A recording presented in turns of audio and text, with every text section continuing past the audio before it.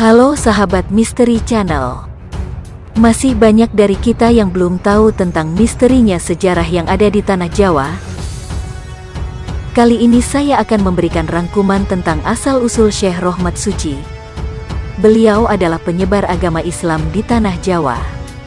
Sebelum lanjut, bantu kami dengan cara like, komentar, share dan subscribe di Masih Dalam Misteri Channel. Syekh Sunan Rohmat Suci atau Prabu Kian Santang adalah putra dari Prabu Siliwangi, Raja Pajajaran yang ada di Tanah Jawa. Ketika dewasa ia belajar agama Islam di Mekah dan mengubah namanya menjadi Galantrang Setra. Meski berbeda keyakinan dengan sang ayah yang memeluk Hindu, Kian Santang tetap menjadi penyebar agama Islam di wilayah Pajajaran. Kehidupan awal Prabu Kian Santang. Raden Kian Santang lahir pada sekitar abad ke-15 dan merupakan anak Prabu Siliwangi dari istrinya yang bernama Nyai Subang Larang. Ia memiliki dua saudara kandung yang bernama Walang Sungsang atau Pangeran Cakrabuana, pendiri Kerajaan Cirebon, dan Rara Santang, Ibu Sunan Gunung Jati. Sejak kecil hingga remaja, Kian Santang dilatih ilmu bela diri hingga tumbuh menjadi sosok satria Pajajaran. Ketika sudah mahir dalam bela diri, Kian Santang mengisi waktunya dengan berburu ke hutan. Ia pun mudah untuk mendapatkan hewan buruan menggunakan panahnya. Hal itu membuat Prabu Siliwangi sangat bangga dan mengangkatnya menjadi senopati Pajajaran. Kian Santang pun tumbuh menjadi ksatria yang gagah perkasa dan tidak ada yang bisa mengalahkannya. Bertemu Ali bin Abi Thalib. Selama hidup di istana, Kian Santang serba kecukupan, tetapi merasa kurang mengenal jati dirinya. Ia juga merasa jenuh karena tidak ada satupun ksatria yang mampu mengalahkannya. Konon, Kian Santang kemudian mendatangi Peramal untuk mengetahui lawan tangguh yang dapat menandinginya. Ia diberikan petunjuk bahwa orang yang dapat menandinginya adalah Sayyidina Ali dari Tanah Arab. Sebetulnya Sayyidina Ali hidup pada abad ke-7 dan telah wafat saat itu. Tetapi mereka dapat dipertemukan secara goib dengan kekuasaan Allah.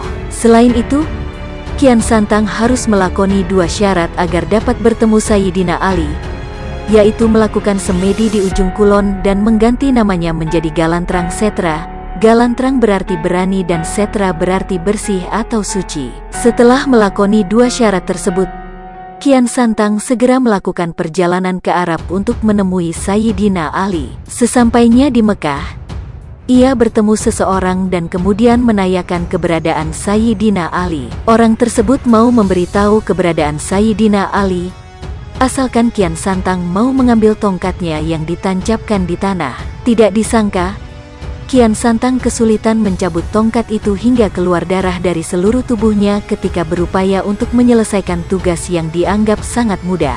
Belakangan diketahui, sosok yang menancapkan tongkat itu adalah Sayyidina Ali.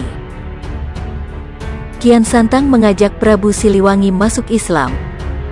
Setelah pertemuannya dengan Sayyidina Ali, Kian Santang memutuskan untuk menetap di Mekah dan belajar agama Islam di sana. Kian Santang menetap cukup lama guna belajar dan memahami agama Islam. Setelah itu, ia memutuskan untuk kembali ke Pajajaran. Sesampainya di Pajajaran, ia menemui sang ayah dan kerabatnya untuk menceritakan pengalamannya selama mengembara ke Tanah Arab. Kian Santang kemudian mengajak Prabu Siliwangi untuk memeluk Islam. Begitu juga dengan rakyat Pajajaran, tetapi ditolak. Menyebarkan agama Islam. Ajakannya ditolak oleh Prabu Siliwangi. Raden Kian Santang tetap menyebarkan agama Islam di pelosok Pasundan. Pada awalnya, ia menyebarkan agama Islam di Limbangan, kemudian sampai ke Garut dan pesisir utara pantai Jawa. Dalam perjalanannya, Kian Santang mengubah namanya menjadi Syekh Sunan Rohmat Suci.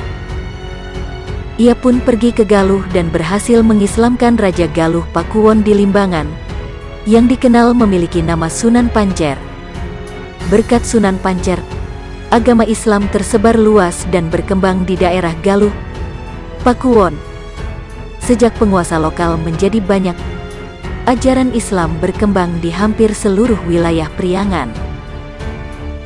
Wafatnya Prabu Kian Santang atau Syekh Rohmat Suci. Setelah berhasil mengislamkan hampir seluruh Priangan, Raden Kian Santang memilih menetap di daerah sekitar Garut. Di tempat itu ia menyebarkan agama Islam dan menjadi guru syariat hingga akhir hayatnya. Tidak diketahui kapan Raden Kian Santang meninggal, tetapi masyarakat lokal meyakini makamnya terletak di lereng Gunung Karajak yang berada di Kecamatan Karangpawitan, Kota Garut. Begitulah sedikit rangkuman asal-usul Syekh Rohmat Suci atau Prabu Kian Santang. Terima kasih yang sudah mendukung di channel kami dengan cara like, komen, share dan subscribe, dan nantikan video selanjutnya masih dalam Misteri Channel.